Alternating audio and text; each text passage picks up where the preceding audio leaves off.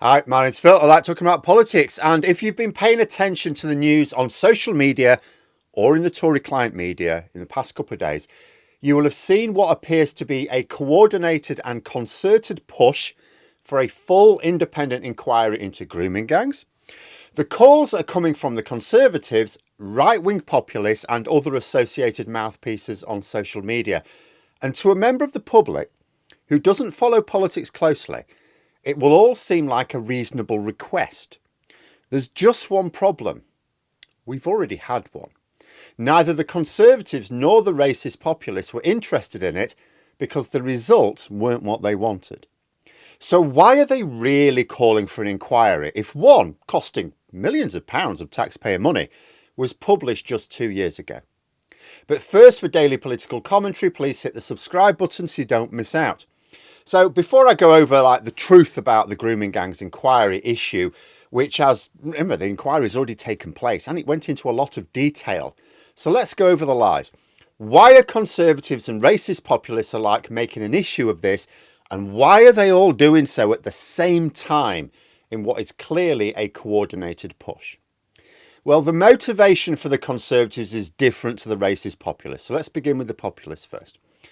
Because the Tory media platform the hell out of any serious crimes committed by British Asians or immigrants, they give the impression that immigrants in general or people of Middle Eastern or subcontinental descent are more likely to commit crimes.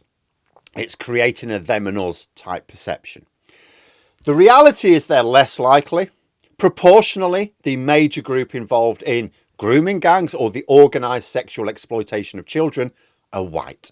And I mean proportionally, not because, Phil, most people in the UK are white. Yeah, white British are 75% of the UK population, but account for 83% of serious sexual abuse cases in court. It's just that the media don't shine quite such a bright spotlight on white people when they are engaged in serious organised crime, unless they happen to be immigrants. So the public perception of organised sexual abuse is out of kilter with reality. Mind you, the breakdown of victims and abusers is as well. The independent inquiry, which I remind you has already taken place and published its reports, despite the calls over the last 48 hours, found that 70% of victims are female, 90% are white, 45% have a disability.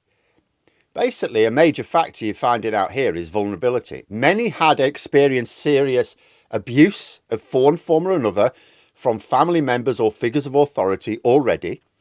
One thing the report made clear is that although, of course, the vast majority of abuse is male against female, there are a lot of female abusers as well and male victims. And the problem with having misconceptions about the nature of the abuse or the identity of the victims or the identity of the abusers is those who do not have the spotlight on them sort of get away with it. And those victims who do not have the spotlight on them are made more vulnerable. Like, to ignore certain types of abuse or abuser or victim means you are indirectly enabling it. And the Tory media ignores almost all forms of serious sexual abuse because what they're trying to do is focus attention on Muslim communities and immigrants. Why? Because they want to use it in order to drum up support for abolishing human rights laws. So how do populists use a spotlight on the serious abuse of human rights as an excuse to abolish human rights? That doesn't make sense, does it? Well, it does. You'll notice that a number of the populist figures are currently putting the focus on foreign-born perpetrators, even though, as I say, they are in a much smaller proportion of foreign-born people in the UK. But the idea is to call for them to be deported, because this makes sense, doesn't it?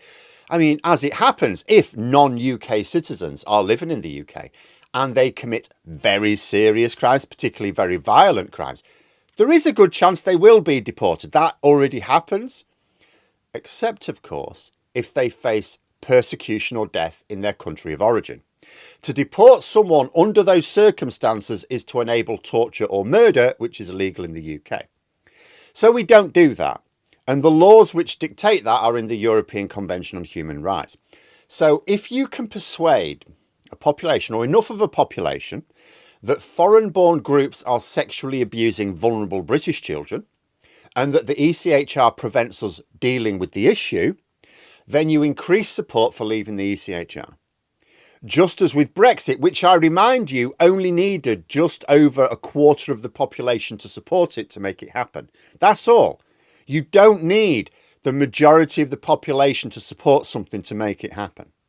And just as with Brexit, what they're doing is, first of all, they're pressing a lot of emotional buttons. They're not even trying to engage your brain. They're lying about the facts of the matter, so they're creating within you a warped perception of reality. And it helps provoke a level of mistrust in the political establishment, because you look at them and they're not going along with this. Why wouldn't they go? They must be on the side of the abusers. And because members of the public are being given this false view of reality, there is every chance people will believe that the extreme solution to a problem that they are misunderstanding gets support. As for the Conservatives, their current leader is not in favour of leaving the ECHR. So her motivation in calling for this independent inquiry is completely different to the populace. After all, her party in government actually authorised a full... she's calling for an independent inquiry. Her party already authorised it and published it, and then ignored it. They didn't actually implement the recommendations, or any of them. Badenoch is doing it in order to push disinformation against Keir Starmer again.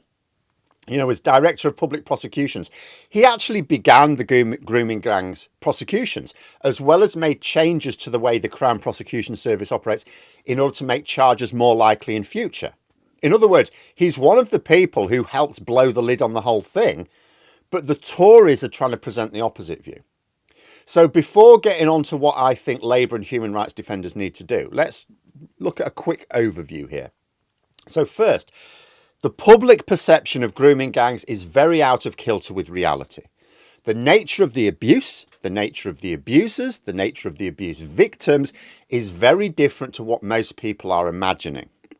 Second, these calls for an inquiry have all started tumbling out at once. It's all come out at once from all the usual suspects en masse. There's been no obvious trigger for it.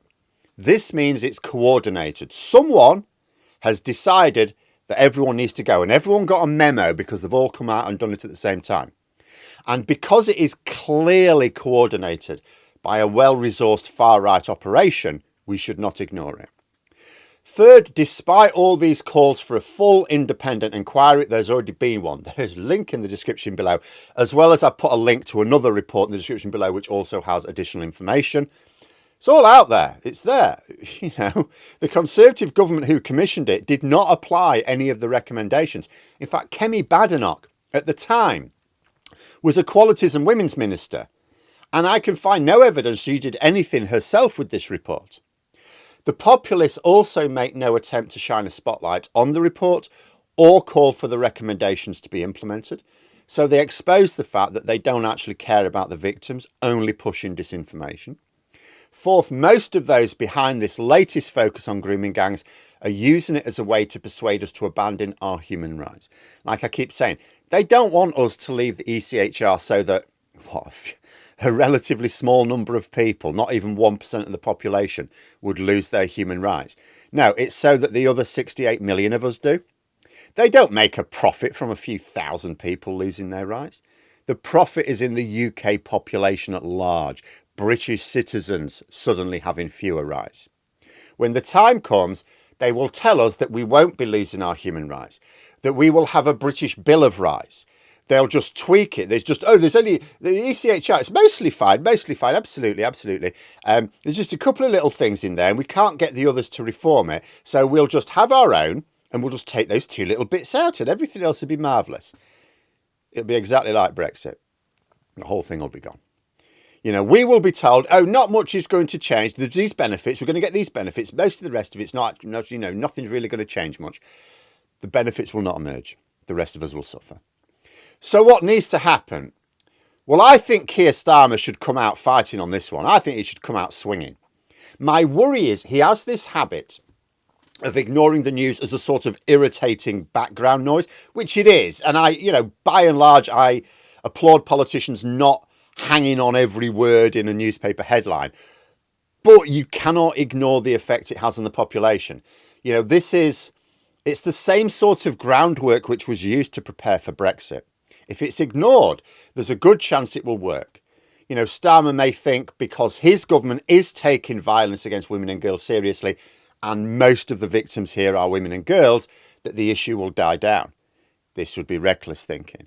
I think he should come out swinging, as I say. He should call out the Conservatives, first of all, and say, you're calling for this inquiry. You published this inquiry. Did you forget?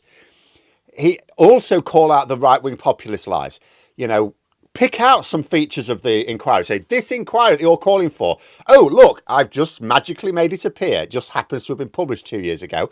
Read out a few of the results in order to counter the xenophobic and Islamophobic view which too many in the media are pushing. And because he is the prosecutor who kicked off these prosecutions, he actually gets some credit for his past career on the subject. It is a subject on which he can talk with some authority. But what I don't think we should do is ignore it, as we ignored the anti-EU drip feed 20 years ago, thinking, oh, those clowns, they're never going to get anywhere. They're so stupid. Otherwise, we're going to wake up one day and find that we're a step closer to the dark ages again. But there we are. Those are my thoughts. Let me know yours in the comments below. If you've enjoyed the video, please click the like button and subscribe for further content. If you'd like to support the channel further, you can click the join button for memberships. Thanks for watching, and until next time, I'll see you later.